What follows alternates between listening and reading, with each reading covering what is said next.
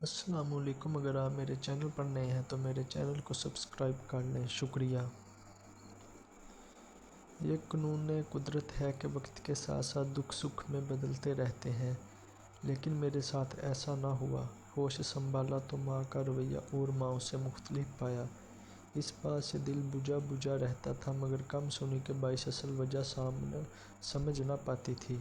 پڑوس میں چاچی جنت کا گھر تھا۔ جب ماں مجھے مارتی تو وہ میرے رونے کی آواز سن کر مشترکہ دیوار میں لگی کھڑکی سے ہمارے صحن میں آ جاتی اور مجھے ماں کی مار سے بچاتی، چپ کراتی اور کہتی کہ بیٹی صبر کر، دکھی مت ہو، یہ دن بھی گزر جائیں گے، تیری شادی ہوگی تو سکھی سکھی ہو جائے گی۔ یہ سن کر میرے ذہن میں یہ خیال ایسا پکا ہو گیا کہ شادی کے بعد تمام دکھ ختم ہو جاتے ہیں۔ اب میں اس انتظار میں جینے لگی کہ بڑی ہو جاؤں گی تو شادی کے بعد میرے دکھ ختم ہو جائیں گے۔ بس یہی سوچ مجھے حوصلہ دیتی رہی اور میں صبر کے ساتھ ماں کے ستم سہتی رہی۔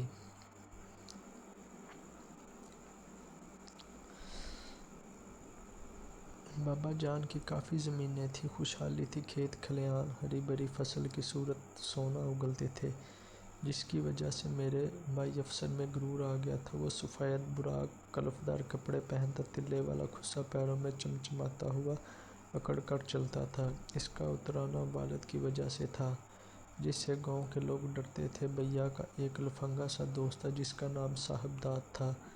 وہ ہمارے گاؤں کی ایک لڑکی شبو سے عشق میں مصروف تھا اور اپنی ملاقاتوں کا سارا حال بھائی کو بتایا۔ اس سے اس بارے میں مشورے بھی لیتا رہتا تھا۔ بھائی ایسے کاموں میں اس کا دست راست تھا۔ صاحب داد کو اگر شبو سے رات میں کھیت میں ملنا ہوتا تو بھائی پہرے داری کا فرض سنبھال لیتا تاکہ کسی کو آتا دیکھے تو انہیں خبردار کر دے۔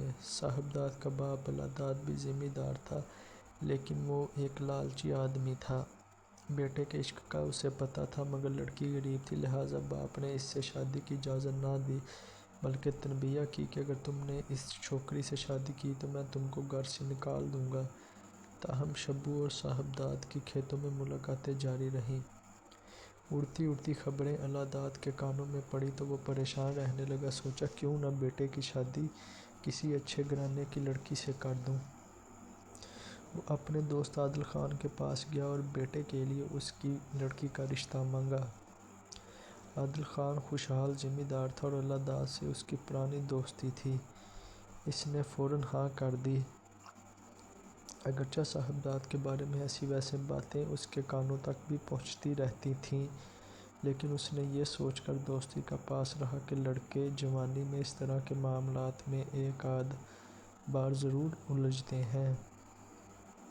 زمیں داروں کے لیے ایسی باتیں کچھ خاص اہمیت نہیں رکھتیں۔ یوں اس کی بیٹی عالیہ سے صاحب داد کا رشتہ طے ہو گیا۔ باپ کا رعب اتنا تھا کہ بیٹا کچھ نہ کر سکا۔ باپ نے دھمکایا اور ماں نے رو رو کر واسطے دیے تو صاحب داد کو عالیہ سے بیاہ کرنا پڑا۔ وہ اچھی لڑکی تھی، ایسے صاحب داد کے معاملات کا علم نہیں تھا۔ وہ اسے اپنا مجازی خدا مان کر چاہنے لگی، اس کی خدمت کرتی اور چاہتی تھی کہ شوہر اس سے خوش رہے۔ وہ شوہر کے ساتھ ساتھ ساس و سسر کا بھی خیال رکھتی تھی تاکہ کسی کو شکایت کا موقع نہ ملے۔ کچھ دن تو صاحب داد پرسکون رہا۔ سب یہی سمجھے کہ عشق کا معاملہ ٹھنڈا پڑ گیا ہے، لیکن یہ ایک دبی ہوئی آگ تھی جس پر وقتی طور پر چھینٹا پڑ گیا تھا، مگر چنگاریاں اندر سلگ رہی تھیں۔ وہ شبو کو نہ بھلا سکا اور وقت گزرنے کے ساتھ ساتھ اس کے دل میں ہوک اٹھنے لگی۔ اب جب وہ شبو سے مل کر آتا، بیوی کو اپنی خوشی کی راہ کا کانٹا سمجھتا۔ وہ جس قدر اس کا خیال کرتی، وہ اس سے اس قدر ہی چڑھتا اور نفرت محسوس کرتا۔ رفتہ رفتہ یہ نفرت شدید ہوتی گئی۔ ایک دن کسی نے عالیہ کو بتایا تمہارا شوہر گاؤں کی فلاں لڑکی سے محبت کرتا ہے اور وہ راتوں کو چھپ چھپ کر ملتے ہیں۔ اس نے شوہر سے بات پرس کی اور کہا کہ اگر یہ بات سچ ہوئی تو وہ نہ صرف میکی چلی جائے گی بلکہ اپنے باپ کو آگاہ کر دے گی۔ اس طرح جھگڑا بڑھے گا۔ صاحب داد ان دھمکیوں میں آنے والا نہیں تھا، اس کے قدم نہ رکے اور وہ کارزار عشق میں آگے ہی بڑھتا گیا۔ عالیہ کی گرے پڑے خاندان سے نہ تھی، وہ بھی ایک زمیندار گھرانے کی بیٹی تھی۔ اس نے شوہر کو صاف کہہ دیا کہ اگر تم راتوں کو اس طرح کہ غائب رہے اور آدھی رات کے بعد دیوار پھاند کر گھر آئے تو میں تمہارے والد کو آگاہ کر دوں گی۔ صاحبزاد اپنے باپ سے بہت ڈرتا تھا۔ وہ بیٹے اپنے کو کچھ نہ بھی کہتا مگر شبو کے خاندان کی شامت آ جاتی، یا ان کا سامان لدوا کر گاؤں بدر کر دیا جاتا یا اس گھرانے کا کوئی بڑا نقصان کرا دیتا۔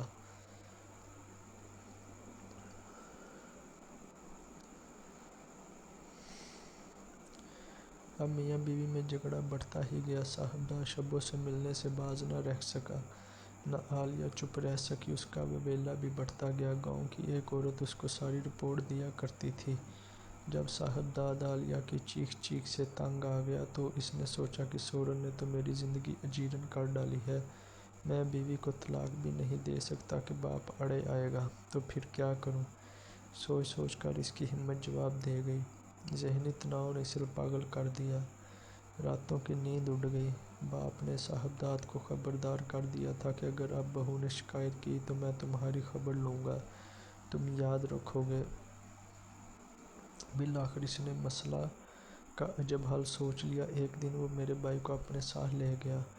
انہوں نے اپنے نوکر شہیر کو بھی ساتھ ملا لیا۔ گھر والے دوسرے گاؤں کسی رشتہ دار کی فوتگی میں گئے ہوئے تھے۔ ان تینوں نے مل کر عالیہ کو کمرے میں بند کر کے ٹھکانے لگا دیا۔ اگلے روز اللہ اپنی بیوی کے ہمراہ گھر لوٹا تو صاحبزاد نے بتایا کہ عالیہ کل سے غائب ہے۔ وہ بغیر بتائے کہاں چلی ہے؟ کیا اس کے میکے سے پتہ کیا ہے؟ ہاں، مگر وہاں نہیں گئی۔ شاید کسی کے ساتھ بھاگ گئی ہے۔ باپ نے سمجھ لیا کہ وہ جھوٹ بول رہا ہے۔ اس نے کہا تم کو شرم نہیں آتی بیوی پر تہمت دھرتے ہوئے؟ وہ شریف گھرانے سے ہے، تمہارے جیسی نہیں ہے۔ پھر اللہ نے حویلی میں کام کرنے والے ملازمین کو بلایا اور سختی سے بات پرس کی۔ اس کی جہاں دیدہ نظروں نے شبیر کے چہرے سے بھانپ لیا کہ ہو نہ ہو اس سے کچھ معلومات مل سکتی ہیں۔ اس نے تمام نوکروں کو واپس ان کے کاموں پر بھیج دیا مگر شبیر کو روک لیا اور اس کو کافی رقم کا لالچ دے کر کہا کہ سچ بتاؤ تو نام کے حقدار غلام۔ شبیر نے سوچا کہ زمیندار جو کہتا ہے کر کے رہتا ہے، کیوں نہ رقم کھری کر لوں، پیسہ بھی مل جائے گا اور اپنی بے گناہی بھی ثابت کر پاؤں گا، اس سے پہلے کہ بات کھلے اور میری گردن چھری تلے آ جائے۔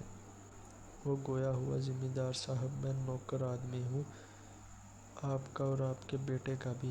مجھے جان سے مار دینے کی دھمکی دے کر صاحبزاد نے ایک بوری دی تھی کہ اس کو دریا پر لے جا کر جو کچھ اس میں ہے وہ رہلوں کے سپرد کر دو، باقی عالیہ بی بی کو قتل ہوتے میں نے نہیں دیکھا اور نہ ان کو اسے مارتے دیکھا۔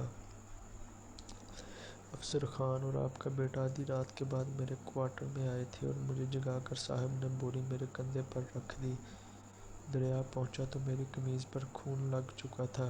میں نے اپنی قمیض اتار کر دریا میں پھینک دی اور بوری کو بھی لہروں کے سپرد کر کے نہا کر گھر لوٹ آیا تھا۔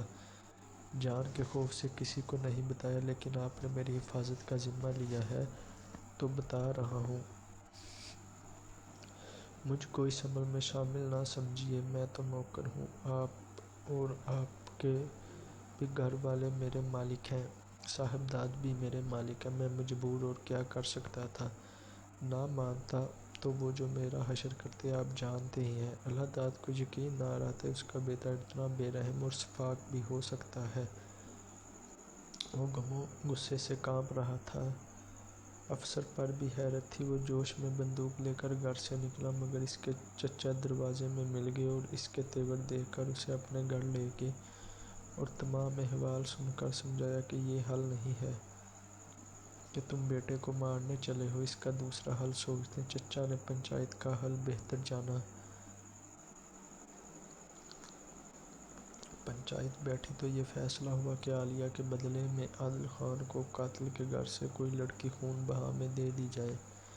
چونکہ واردات میں میرا بھائی افسر بھی برابر کا شریک تھا اور صاحبزاد کی کوئی بہن نہیں تھی جس کو خون بہا میں دیا جاتا، تو قرہ فال میرا نام نکلا۔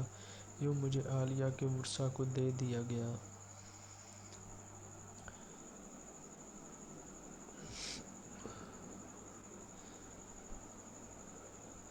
عادل خان مجھے گھر لے آیا اور میرا نکاح اپنے بیٹے سے ارجمند خان سے کر دیا۔ اس گھر میں میری ظاہری حیثیت بہو کی تو ہو گئی، لیکن اپنے گھر والوں سے میرا رشتہ ہمیشہ کے لیے ختم کر دیا گیا۔ تاہم میں ایک خوشحال زمیندار کی بیٹی تھی، لہٰذا مجھے باندھی بنا کر رکھنا یا فروخت کرنا عادل خان کے لیے بھی اس کی حیثیت سے کم تر معاملہ تھا۔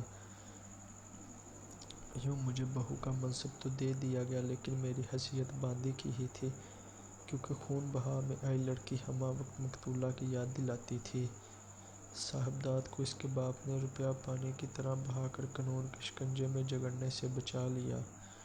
وہ سزا سے تو بچ گیا، مگر قدرت نے اس کے لیے ایک اور سزا تجویز کر رکھی تھی۔ جس شبو کی خاطر یہ سب کچھ ہوا، صاحبزاد کی قسمت میں وہ لڑکی نہیں تھی۔ ذرا امن ہوا، حالات شانت ہو گئے تو وہی چنگاری جو حالات کی راکھ میں دب گئی تھی پھر سے سلگنے لگی۔ اس نے شبو سے بیاہ کی سوچی، اب کوئی رکاوٹ نہ رہی تھی۔ وہ شبو کے لیے زیور اور کپڑوں کی خریداری کے لیے شہر چلا گیا۔ بدقسمتی سے واپسی میں اس کی کار ایک درخت سے ٹکرا گئی اور وہ اس بری طرح زخمی ہوا کہ صورت پہچانی نہ جاتی تھی۔ سچ ہے، خدا کی لاٹھی بے آواز ہے۔ ارجمند خان کو اپنی بہن عالیہ سے بہت پیار تھا۔ جب اس کی یاد آتی وہ مجھ پر قہر برسا دیتا۔ اس نے مجھے بیوی تسلیم نہ کیا تھا جبکہ میں اس کے نکاح میں تھی۔ اس کا جی چاہتا کہ بہن کے بدلے میں مجھے قتل کر دے، لیکن اس کے باپ نے اسے روکے رکھا تھا، کیونکہ افسر بھائی نے کافی زمین میرے نام کر دی تھی اور عادل خان سے لکھوا لیا تھا کہ اگر میری بہن کو مار دیا گیا تو یہ زمین واپس میرے بھائی کو مل جائے گی۔ چنانچہ ارجمند کو مجبوراً مجھے برداشت کرنا ہی تھا۔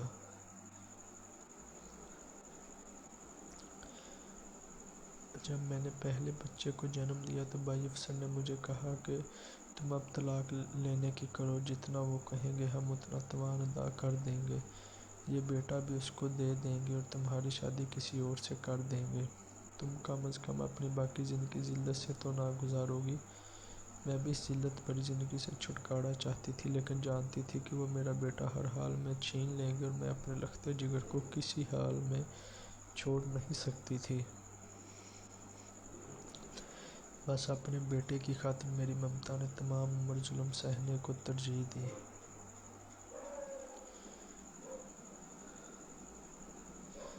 میں ارجمند کے بچوں کی ماں بن گئی، مگر اس کو پھر بھی رحم نہ آیا۔ اسے بس یہ بات یاد رہتی کہ میرا بھائی اس کی بہن کے قتل میں شامل تھا اور میں اس کی بہن کے خون بہا میں آئی ہوں۔ وہ ہر طرح سے مجھے ذہنی اذیت دیتا تھا تاکہ اس کے انتقام کی آگ دھیمی رہے۔ آخر وہ وقت آ بھی گیا جب میرا بیٹا جوان ہو گیا۔ اب میں ایک بیٹے اور 3 بیٹیوں کی ماں تھی، لیکن خاوند پھر بھی مجھ سے نفرت ہی کرتا تھا جبکہ اپنی اولاد با سے محبت کرتا تھا۔ وہ بچوں سے ہمیشہ یہی کہتا کہ تمہاری ماں ہماری باندھی ہے، یہ اچھی عورت نہیں ہے۔ میرے بیٹے نے اس کی باتوں کا زیادہ اثر قبول کیا۔ وہ بھی مجھ سے نفرت کرتا تھا جبکہ چھوٹی بیٹی مجھ سے پیار کرتی، میرا خیال کرتی تھی، لیکن جس بیٹے کی خاطر میں نے زندگی قربان کی اس نے مجھ سے پیار نہ کیا۔ میری بڑی بیٹیاں بھی مجھ کو اچھا نہ سمجھتی تھیں کہ میں تاوان میں آئی عورت تھی۔ خدا جانے یہ غلط رسمیں کب ختم ہوں گی۔ میرا تو کوئی قصور نہ تھا، میں تو کسی کے کیے کے بدلے سزا دار ہوئی۔ بچپن اچھے دنوں کی آس میں زخمی ہوا کہ ماں سوتیلی تھی۔ جوانی میں خون بہا کے طور پر مقتولہ کے وارثوں کو دے دی گئی۔ اولاد اگر پیار کرتی تو شاید بڑھاپے میں سارے زخم مندمل ہو جاتے، لیکن یہ بھی ایک کڑوا سچ ہے کہ اکثر اولاد بھی وفا نہیں کرتی۔ اگر آپ لوگوں کو میری کہانی پسند آئی ہے تو کمنٹ سیکشن میں اپنی رائے کا اظہار ضرور کیجیے، اور اگر ابھی تک آپ نے میرا چینل سبسکرائب نہیں کیا تو میرے چینل کو سبسکرائب کر لیجیے گا۔ شکریہ۔ دعاؤں میں یاد رکھیے گا۔